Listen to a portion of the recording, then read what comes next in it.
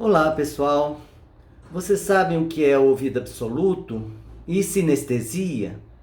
Qual a relação entre um e outro?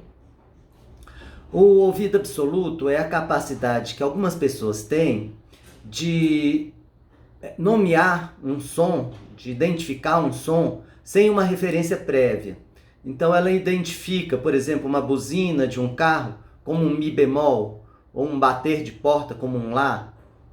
É diferente do ouvido relativo, que a maioria das pessoas tem, em que é necessário um som determinado para que se identifique todos os outros sons. Já a sinestesia é uma condição neurológica em que um estímulo, que é chamado de indutor, que pode ser um estímulo sensorial, como um som, um sabor, ou pode ser cognitivo, como uma palavra ou um número, ele desperta de forma involuntária, automática e consistente uma outra sensação, que é chamada de concorrente, que não foi externamente estimulada.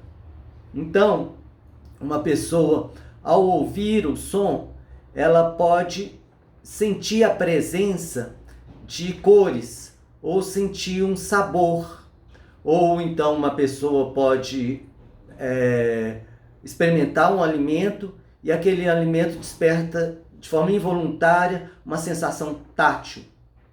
Isso é a sinestesia. E qual a relação entre sinestesia e o ouvido absoluto? Em 1987, um pesquisador entrevistou 4 músicos que tinham ouvido absoluto. E todos os 4 reportaram ter também sinestesia tom-cor. Ou seja, um som de altura determinada despertava determinadas cores na pessoa. Em 2012, outro pesquisador submeteu 28 músicos que relatavam ter ouvido absoluto e demonstraram ter ouvido absoluto para sons isolados e também para acordes. Esses 28 músicos passaram por testes de sinestesia. E desses 28, 20 demonstraram ter algum tipo de sinestesia.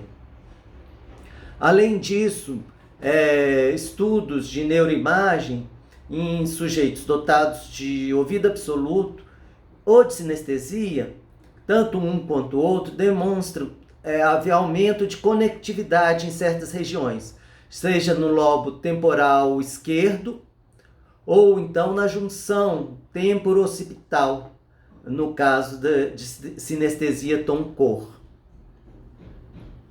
Então, há uma clara relação entre sinestesia e ouvido absoluto. Alguns pesquisadores dizem mesmo que essa capacidade, ouvido absoluto, é um tipo de sinestesia. Então é isso. Um abraço.